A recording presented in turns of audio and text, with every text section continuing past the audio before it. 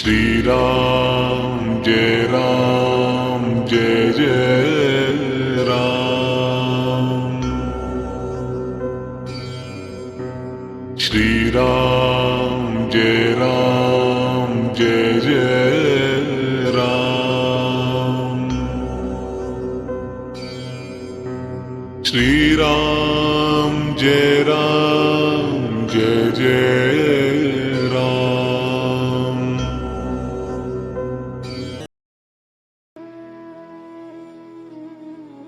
चतुर्दशः सर्गः। महाराज दशरथ के द्वारा अश्वमेध यज्ञ का सांगोपांग अनुष्ठान। इधर वर्ष पूरा होने पर यज्ञ संबंधी अश्व भूमंडल में भ्रमण करके लौट आया। फिर सरयू नदी के उत्तर तट पर राजा का यज्ञ आरंभ हुआ। महामनस्वी राजा दशरथ के उस अश्वमेध नामक महायज्ञ में ऋष्य श्रृंग को आगे करके श्रेष्ठ ब्राह्मण यज्ञ संबंधी कर्म करने लगे। यज्ञ कराने वाले सभी ब्राह्मण वेदों के पारंगत विद्वान थे, अतः वो न्याय तथा विधि के अनुसार सब कर्मों का उचित रीति से संपादन करते थे और शास्त्र के अनुसार किस क्रम से किस समय कौन सी क्रिया करनी चाहिए इसको स्मरण रखते हुए प्रत्येक कर्म में प्रवृत्त होते थे। ब्राह्मणों ने प्रवर्ग का शास्त्र के अनुसार संपादन करके उपसद नामक इष्टि विशेष का भी शास्त्र के अनुसार ही अनुष्ठान किया। तत्पश्चात शास्त्रीय उपदेश से अधिक जो अतिदेशतः प्राप्त कर्म है उस सब का भी विधिवत संपादन किया। तदनंतर तत्त कर्मों के अंगभूत देवताओं का पूजन करके हर्ष में भरे हुए उन सभी मुनिवरों ने विधि पूर्वक प्रातः सवन आदि कर्म किए। इंद्र देवता को विधि पूर्वक हविष्य का भाग अर्पित किया गया। पाप निवर्तक राजा सोम का रस निकाला गया। फिर क्रमशः माध्याह्न दिन सवन का कार्य प्रारंभ हुआ। तत्पश्चात उन श्रेष्ठ ब्राह्मणों ने शास्त्र से देखभाल कर मनस्वी राजा दशरथ के तृतीय सवन कर्म का भी विधिवत संपादन किया। ऋष्य श्रृंग आदि महर्षियों ने वहां अभ्यास काल में सीखे गए अक्षरों से युक्त स्वर और वर्ण से संपन्न मंत्रों द्वारा इंद्र आदि श्रेष्ठ देवताओं का आवाहन किया। मधुर एवं मनोरम सामगान के लय में गाए हुए आह्वान मंत्रों द्वारा देवताओं का आवाहन करके होताओं ने उन्हें उनके योग्य हविष्य के भाग समर्पित किए। उस यज्ञ में कोई अयोग्य अथवा विपरीत आहुति नहीं पड़ी, कहीं कोई भूल नहीं हुई। अनजान में भी कोई कर्म छूटने नहीं पाया, क्योंकि वहां सारा कर्म मंत्रोच्चारण पूर्वक संपन्न होता दिखाई देता था। महर्षियों ने सब कर्म क्षेम युक्त एवं निर्विघ्न परिपूर्ण किए। यज्ञ के दिनों में कोई भी ऋत्विज थका मांदा या भूखा प्यासा नहीं दिखाई देता था। उसमें कोई भी ब्राह्मण ऐसा नहीं था जो विद्वान ना हो अथवा जिसके 100 से कम शिष्य या सेवक रहे हों। उस यज्ञ में प्रतिदिन ब्राह्मण भोजन करते थे, क्षत्रिय और वैश्य भी भोजन पाते थे तथा शूद्रों को भी भोजन उपलब्ध होता था। तापस और श्रमण भी भोजन करते थे। बूढ़े, रोगी, स्त्रियां तथा बच्चे भी यथेष्ट भोजन पाते थे। भोजन इतना स्वादिष्ट होता था कि निरंतर खाते रहने पर भी किसी का मन नहीं भरता था। अन्न दो, नाना प्रकार के वस्त्र दो, अधिकारियों की ऐसी आज्ञा पाकर कार्यकर्ता लोग बारंबार वैसा ही करते थे।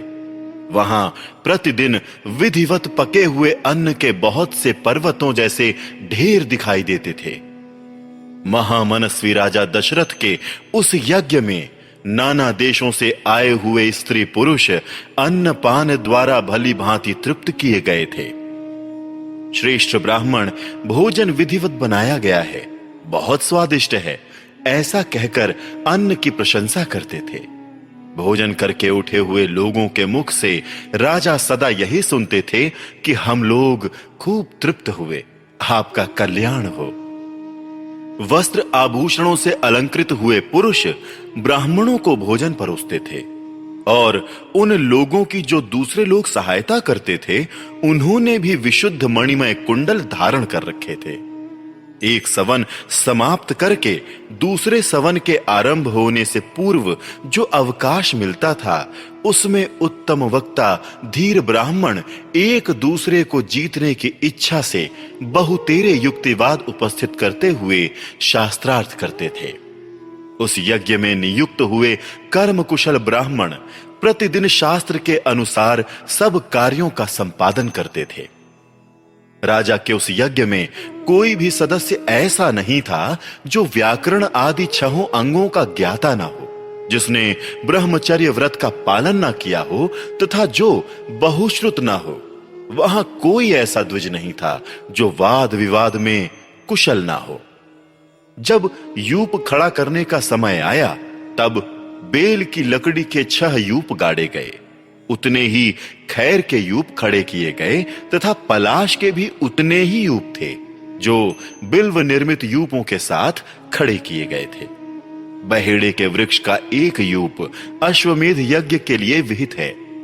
देवदारू के बने हुए यूप का भी विधान है, परंतु उसकी संख्या ना 1 है और ना 6। देवदारू के 2 ही यूप विहित हैं। दोनों बाहें फैला देने पर जितनी दूरी होती है, उतनी ही दूर पर वो दोनों स्थापित किए गए थे।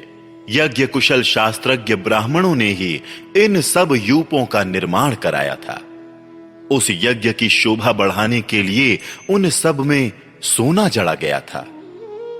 पहले बताए हुए 21 यूप 21 अरत्नी 504 अंगुल ऊंचे बनाए गए थे। उन सब को पृथक पृथक 21 कपड़ों से अलंकृत किया गया था। कारीगरों द्वारा अच्छी तरह बनाए गए वो सभी सुदृढ़ यूप विधि पूर्वक स्थापित किए गए थे। वो सब के सब 8 कोणों से सुशोभित थे। उनकी आकृति सुंदर एवं चिकनी थी।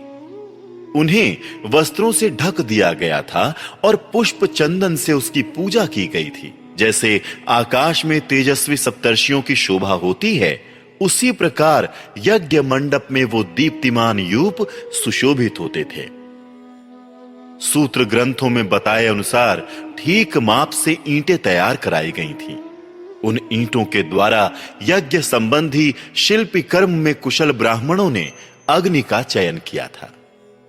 राज सिंह महाराज दशरथ के यज्ञ में चयन द्वारा संपादित अग्नि का कर्म कांड कुशल ब्राह्मणों द्वारा शास्त्र विधि के अनुसार स्थापना की गई।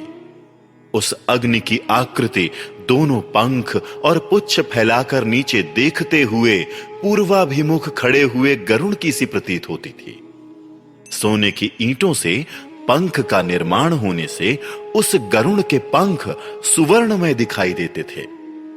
प्रकृत अवस्था में चित्य अग्नि के 6 प्रस्तार होते हैं, किंतु अश्वमेध यज्ञ में उसका प्रस्तार 3 गुना हो जाता है। इसलिए वो गरुणाकृति अग्नि 18 प्रस्तारों से युक्त थी। वहां पहले बताए गए यूपों में शास्त्र विहित पशु, सर्प और पक्षी विभिन्न देवताओं के उद्देश्य से बांधे गए थे।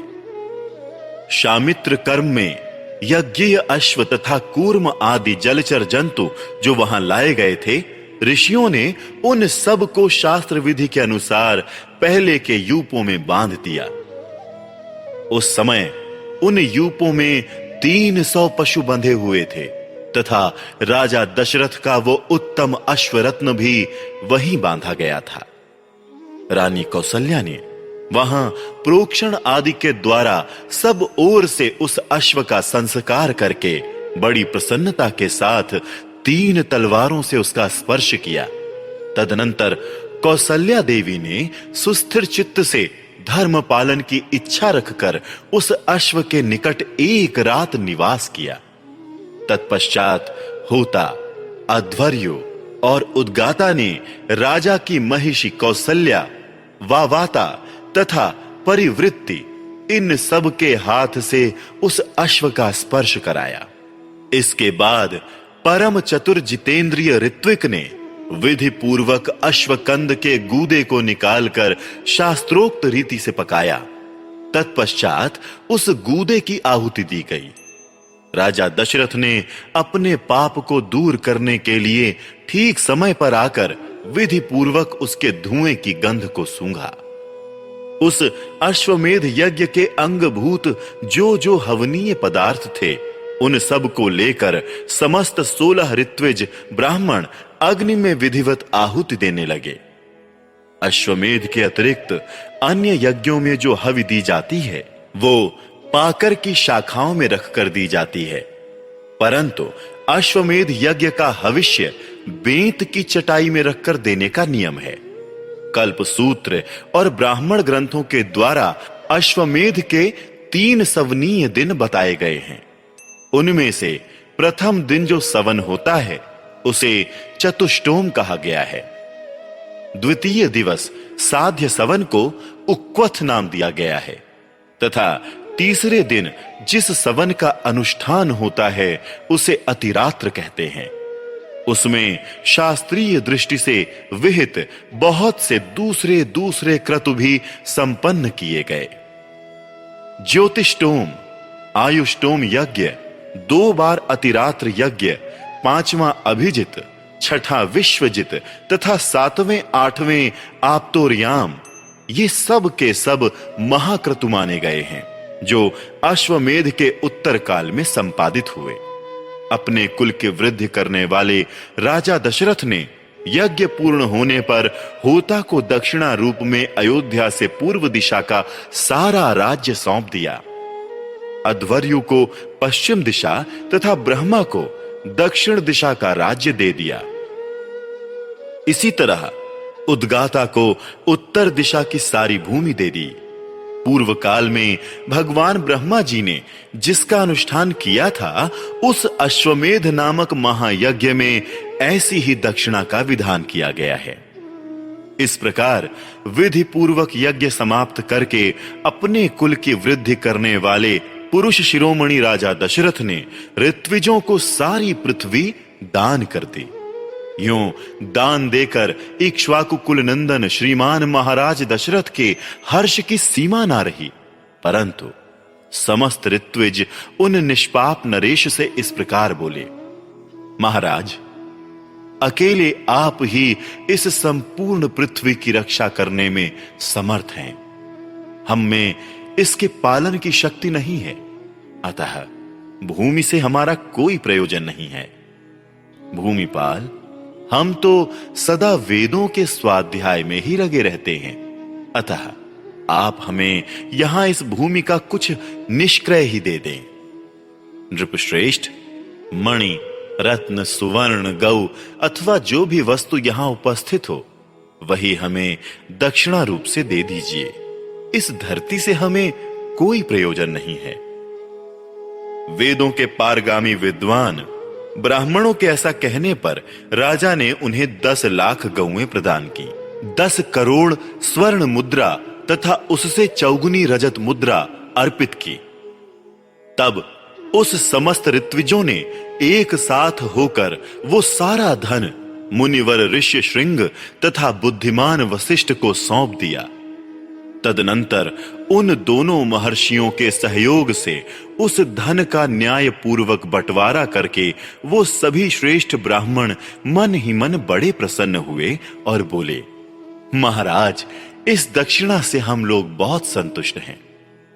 इसके बाद एकाग्रचित्त होकर राजा दशरथ ने अभ्यागत ब्राह्मणों को 1 करोड़ जाम्बुनद सुवर्ण की मुद्राएं बांटी। सारा धन दे देने के बाद जब कुछ नहीं बच रहा, तब एक दरिद्र ब्राह्मण ने आकर राजा से धन की याचना की। उस समय उन रघुकुल नंदन नरेश ने उसे अपने हाथ का उत्तम आभूषण उतार कर दे दिया। तत्पश्चात जब सभी ब्राह्मण विधिवत संतुष्ट हो गए, उस समय उन पर स्नेह रखने वाले नरेश ने उन सब को प्रणाम किया। प्रणाम करते समय उनकी सारी इंद्रियां हर्ष से विह्वल हो रही थीं। पृथ्वी पर पड़े हुए उन उदार नरवीर को ब्राह्मणों ने नाना प्रकार के आशीर्वाद दिए। तदनंतर उस परम उत्तम यज्ञ का पुण्य फल पाकर राजा दशरथ के मन में बड़ी प्रसन्नता हुई। वो यज्ञ उनके सब पापों का नाश करने वाला तथा उन्हें स्वर्ग लोक में पहुंचाने वाला था। साधारण राजाओं के लिए उस यज्ञ को आदि से अंत तक पूर्ण कर लेना बहुत ही कठिन था। यज्ञ समाप्त होने पर राजा दशरथ ने ऋष्यशृंग से कहा, उत्तम व्रत का पालन करने वाले मुनीश्वर, अब जो कर्म मेरी कुल परंपरा को बढ़ाने वाला हो उसका संपादन आपको करना चाहिए। तब द्विज श्रेष्ठ ऋष्यशृंग तथास्तु ऐसा कहकर राजा से बोले, राजन, आपके 4 पुत्र होंगे जो इस कुल के भार को वहन करने में समर्थ होंगे। उनका ये वचन सुनकर मन और इंद्रियों को संयम में रखने वाले महामना महाराज दशरथ उन्हें प्रणाम करके बड़े हर्ष को प्राप्त हुए तथा उन्होंने ऋष्यशृंग को पुनः पुत्र प्राप्ति कराने वाले कर्म का अनुष्ठान करने के लिए प्रेरित किया। इस प्रकार श्री वाल्मीकि निर्मित आर्ष रामायण आदि काव्य के बालकांड में 14वां सर्ग पूरा हुआ।